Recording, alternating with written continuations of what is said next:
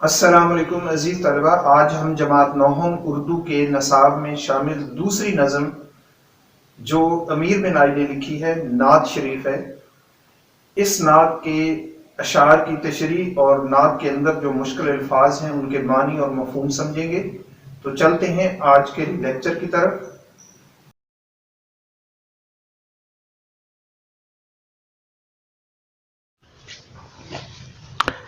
نعت کا پہلا شعر ہے: صبا بے شک آتی مدینے سے تو ہے، تجھ میں مدینے کے پھولوں کی بو ہے۔ اس شعر میں جو مشکل الفاظ استعمال ہوئے ہیں ان کا مفہوم دیکھتے ہیں۔ سب سے پہلا لفظ ہے صبا، جس کا مطلب ہے صبح کے وقت چلنے والی ہوا۔ بے شک یقیناً، بو یعنی خوشبو۔ تشریح سے پہلے اس کا مفہوم کچھ اس طرح سے بنتا ہے: صبح کے وقت آنے والی ٹھنڈی ہوا تو یقیناً مدینہ سے ہو کر آ رہی ہے کہ تیرے اندر پھولوں کی خوشبو ہے۔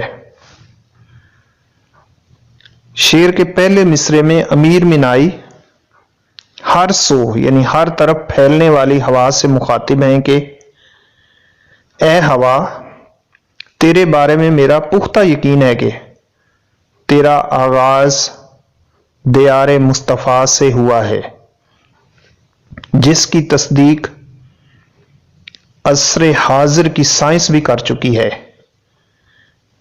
کرۂ ارض میں ہوا کا نقطہ آغاز شہر مدینہ ہے۔ گویا دوسرے لفظوں میں ہم کہہ سکتے ہیں کہ پوری دنیا کو آکسیجن مدینہ سے مل رہی ہے۔ دوسرے مصرے میں شاعر یہ دلیل پیش کرتے ہوئے کہتے ہیں کہ اے صبح کو چلنے والی ٹھنڈی ہوا، مجھے یہ کیوں معلوم ہوا ہے کہ تو مدینے سے آتی ہے؟ دراصل تیرے اندر پھیلی ہوئی پیاری خوشبو اس بات کا پتہ دے رہی ہے کہ مدینہ میں کھلنے والے پھولوں کی خوشبو تیرے دامن میں ہے۔ اس ضمن میں ایک حوالہ شعر ملاحظہ کیجیے: یاد جب مجھ کو مدینے کی فضا آتی ہے، سانس لیتا ہوں تو جنت کی ہوا آتی ہے۔ نعت کا دوسرا شعر ہے: سنی ہم نے طوطی و بلبل کی باتیں، تیرا تذکرہ ہے تیری گفتگو ہے۔ اس شعر میں جو مشکل الفاظ استعمال ہوئے ہیں پہلے ان کا مفہوم دیکھتے ہیں۔ طوطی ایک خوش آواز چھوٹا سا پرندہ، بلبل خوش آواز پرندہ، تیرا اس سے مراد تیرا ہے، گفتگو بات چیت۔ تشریح سے پہلے اس کا مفہوم: ہم نے طوطی و بلبل کی صداؤں اور نغموں میں بھی ذکر رسول صلی اللہ علیہ وآلہ وسلم سنا اور آپ صلی اللہ علیہ وآلہ وسلم کے بارے میں گفتگو سنی۔ شاعر اس کی تشریح کرتے ہوئے کہتا ہے کہ جہاں ہر مسلمان کے دل میں جذبہ عشق رسول صلی اللہ علیہ وآلہ وسلم پایا جاتا ہے، وہاں طوطی و بلبل کے سینے بھی ذکر رسول سے آباد ہیں۔ دنیا کی کوئی چیز بھی ایسی نہیں ہے جو نبی کریم صلی اللہ علیہ وآلہ وسلم کی محبت میں دل و جان سے فدا نہ ہو۔ آپ صلی اللہ علیہ وآلہ وسلم کی ذات مبارک جہاں انسانی مساوات اور غریبوں کی خبر گیری کا عملی نمونہ پیش کرتی ہے، وہاں چرند پرند کے ساتھ آپ صلی اللہ علیہ وآلہ وسلم کے حسن سلوک کی بے شمار مثالیں ہیں۔ اللہ تعالیٰ نے اپنے ذکر کے ساتھ نبی صلی اللہ علیہ وآلہ وسلم کے ذکر کو بھی زندہ رکھا۔ آپ صلی اللہ علیہ وآلہ وسلم کا وجود مبارک صرف انسانوں ہی کے لیے نہیں بلکہ دنیا کی ہر چیز آپ کی مرہون منت ہے۔ اس ضمن میں حوالہ شعر ملاحظہ کیجئے، کیا مدینے کے چمن سے ہو کے آئی ہے ابھی، کس لیے یہ دلکشی کمری تیری کوکو میں ہے۔ نعت کا تیسرا شعر عزیز طلبہ بہت ہی پیارا ہے۔ جیوں تیرے در پر مروں تیرے در پر، یہی مجھ کو حسرت یہی میری آرزو۔ اس شعر میں جو مشکل تراکیب استعمال ہوئی ان کا مفہوم دیکھتے ہیں۔ پہلا لفظ ہے جیوں، جس کا مطلب ہے زندہ رہوں۔ اگلا لفظ ہے در، دروازہ، چوکھٹ۔ آگے ہے حسرت، اس کا مطلب ہے خواہش۔ آرزو، اس کا مطلب بھی خواہش بنتا ہے۔ تشریح سے پہلے اس شعر کا مفہوم، شاعر کہتا ہے کہ یہ میری حسرت اور آرزو ہے کہ میری زندگی مدینہ میں بسر ہو اور موت آئے تو مدینہ کی مٹی نصیب ہو۔ شاعر کی خواہش ہے کہ جینے اور مرنے کے لیے مدینہ منورہ کی پاک دھرتی نصیب ہو۔ اصل میں مدینہ کو اپنی آنکھوں سے دیکھنے کی تمنا اور وہاں مرنے کی تمنا ہر مسلمان کے دل میں پائی جاتی ہے، اور شاعر کی خواہش ہے کہ اسے مدینے میں موت آئے تاکہ وہ جنت البقیع میں دفن ہو کر نبی کریم صلی اللہ علیہ وآلہ وسلم کا ہمسایہ بن کر قیامت کے روز آپ صلی اللہ علیہ وآلہ وسلم کی سفارش کا زیادہ حقدار بن جائے، کیونکہ روز قیامت سب سے پہلے مکہ اور مدینہ کے لوگ قبروں سے اٹھیں گے اور حضور صلی اللہ علیہ وآلہ وسلم کے سایہ میں مقام محشر کی طرف آئیں گے۔ اس لیے شاعر یہ آرزو کرتا ہے کہ جیوں تیرے در پر مروں تیرے در پر۔ اس ضمن میں عزیز طلبہ حوالہ شعر ملاحظہ کیجئے، الہی دکھا دے بہار مدینہ کہ دل ہے بہت بے قرار مدینہ۔ چوتھا شعر کچھ اس طرح سے ہے، جمے جس طرف آنکھ جلوہ ہے اس کا، جو یک سو ہو دل تو وہی چار سو ہے۔ اس شعر میں جو مشکل الفاظ ہیں ان کا معنی دیکھتے ہیں۔ پہلا لفظ ہے جمنا، اس کا مطلب ہے ٹھہر جانا، ٹھہرنا۔ اگلا لفظ ہے جلوہ، جس کا مطلب ہے نظارہ یا دیدار۔ آگے لفظ ہے یکسو، اس کا مطلب ہوتا ہے ایک طرف یا متوجہ۔ آگے لفظ ہے چار سو، اس کا مطلب ہے چاروں طرف۔ اس شعر کا مفہوم کچھ اس طرح سے بنتا ہے، آنکھ جس طرف متوجہ ہو جائے تو آپ صلی اللہ علیہ وآلہ وسلم کا جلوہ نمایاں نظر آتا ہے۔ اگر دل کو نبی صلی اللہ علیہ وآلہ وسلم کی کامل محبت نصیب ہو جائے، کامل کہتے ہیں مکمل، تو پورے جہاں میں آپ صلی اللہ علیہ وآلہ وسلم کی ہستی کا تذکرہ پایا جاتا ہے۔ اس شعر میں شاعر بیان کرتے ہیں کہ اللہ نے اس کائنات کو بڑا خوبصورت تخلیق فرمایا ہے، اور میری آنکھ بھی جس طرف اٹھتی ہے حبیب خدا کا جلوہ دکھائی دیتا ہے۔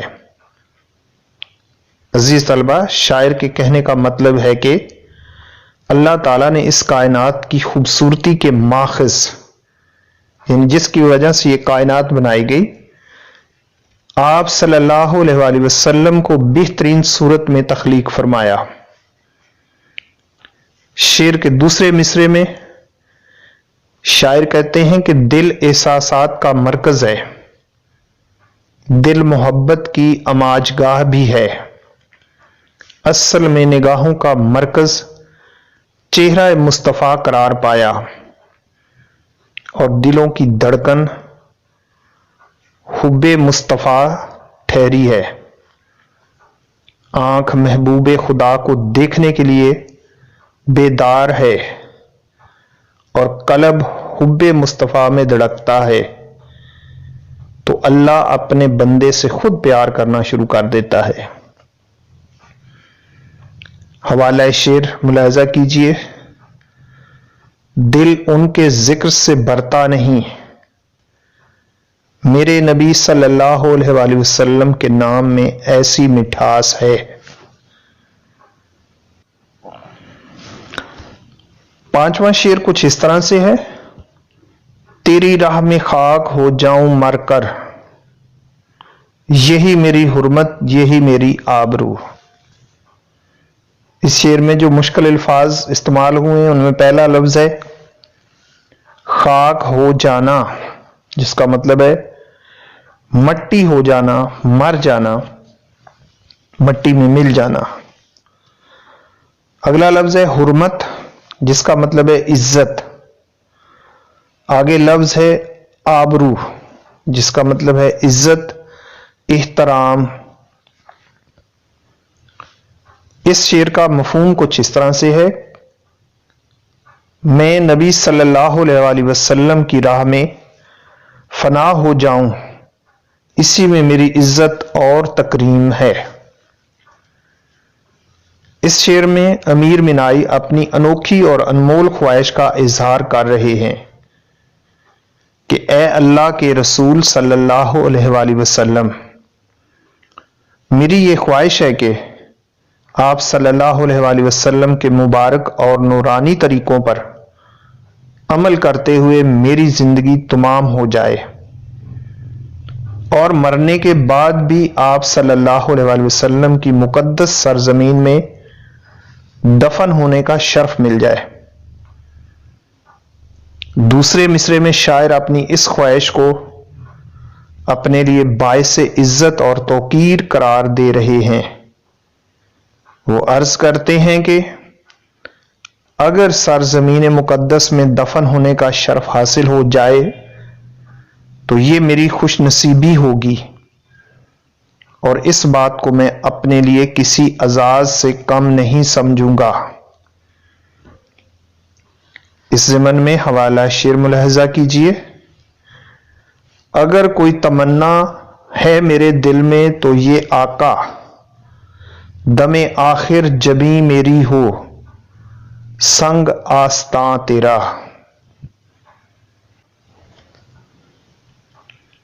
چھٹا شعر ملاحظہ کیجئے، یہاں ہے ظہور اور وہاں نور تیرا، مقام میں بھی تو لا مقام میں بھی تو ہے۔ اس شعر کے اندر جو مشکل الفاظ استعمال ہوئے ان میں پہلا لفظ ہے ظہور، جس کا مطلب ہے اظہار یا جلوہ، ظاہر ہونا۔ اگلا لفظ ہے نور، جس کا مطلب ہے روشنی۔ آگے لفظ ہے مکان، اس کا مطلب ہے مادی دنیا یا مسکن یا رہنے کی جگہ۔ لا مکان عالم اقدس، عالم بالا، یعنی وہ اگلی دنیا۔ اس شعر کا مفہوم، آپ صلی اللہ علیہ وآلہ وسلم کی ذات کا ظہور اس دنیا میں بھی ہو اور عالم اقدس میں بھی ہو، آپ صلی اللہ علیہ وسلم کا نور ہے۔ اس شعر میں شاعر نبی پاک صلی اللہ علیہ وآلہ وسلم کی عظمت بیان کرتے ہوئے کہتے ہیں کہ اس دنیا میں نبی صلی اللہ علیہ وآلہ وسلم کا بشر کی صورت میں ظہور ہوا ہے، اور وہاں یعنی ازل میں آپ صلی اللہ علیہ وآلہ وسلم کا نور سب سے پہلے تخلیق کیا گیا، باقی کائنات کو لفظ کن کہہ کر تخلیق کیا گیا، یعنی آپ کی ذات اس کائنات کا مقصد تخلیق قرار پائی۔ دوسرے مصرے میں شاعر کہتے ہیں کہ اس دنیا میں بھی آپ کا تذکرہ ہو رہا ہے اور جاری رہے گا، اور لامکان یعنی قیامت کے روز بھی آپ صلی اللہ علیہ وآلہ وسلم کی ذات مرکز نگاہ ہوگی۔ چنانچہ شاعر اس شعر میں آپ صلی اللہ علیہ وآلہ وسلم کے نور اور ظہور کا تذکرہ کرتے ہوئے تذکرے کے اندر رضائے خداوندی رکھی گئی ہے۔ اور حوالہ شعر ہے، دونوں عالم میں تجھے مقصود گر آرام ہے، اس کا دامن تھام لے جس کا محمد نام ہے۔ ساتواں شعر ہے، جو بے داغ لالا جو بے خار گل ہے، وہ تو ہے وہ تو ہے وہ تو ہے۔ اس شعر میں مشکل الفاظ بے داغ، جس کا مطلب ہے بے عیب، جس پر کوئی عیب نہ ہو، بے خار اس کا مطلب ہے کانٹوں کے بغیر، بے ضرر جس سے کسی کو تکلیف نہ پہنچے، اور گل کہتے ہیں پھول کو۔ اس شعر کا مفہوم کچھ اس طرح سے بنتا ہے، لالا کے پھول میں داغ ہوتا ہے اور گلاب کے پھول میں کانٹے ہوتے ہیں، لیکن صرف اور صرف آپ صلی اللہ علیہ وآلہ وسلم کی ہستی ہر قسم کے داغ اور عیب سے پاک ہے۔ اس کی تشریح میں لالا اور گلاب یہ دونوں پھول اللہ کی تخلیق اور قدرت کا بہترین مظہر ہیں، دیکھنے سے تعلق رکھتے ہیں۔ لالا پھول کی سرخ رنگت جو انتہائی دیدہ زیب ہوتی ہے، خوبصورتی میں اس کی کوئی مثال نہیں ہے، مگر اللہ نے اس کے سینے میں کالا داغ رکھ دیا ہے۔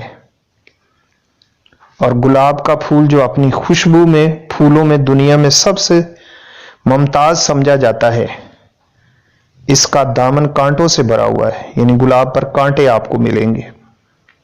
اللہ نے دنیا کی ہر خوبصورتی میں کوئی نہ کوئی عیب رکھ دیا ہے، مگر نبی اکرم صلی اللہ علیہ وآلہ وسلم کی ذات میں کمال اور حسن ہی حسن تھا۔ آپ صلی اللہ علیہ وآلہ وسلم ہر عیب سے پاک پیدا کیے گئے ہیں۔ شاعر لفظی تکرار سے آپ کی عظمت اور شان، آپ کی توقیر بیان کرتے ہیں کہ ایسی ذات صرف اور صرف نبی کی ہے، آپ صلی اللہ علیہ وآلہ وسلم کا کوئی ثانی نہیں۔ حوالہ شعر ملاحظہ کیجیے، حسینان ہمہ عالم نے جتنی خوبیاں پائیں، وہ ہر خوبی اکیلے اس نبی آخری زمان میں ہے۔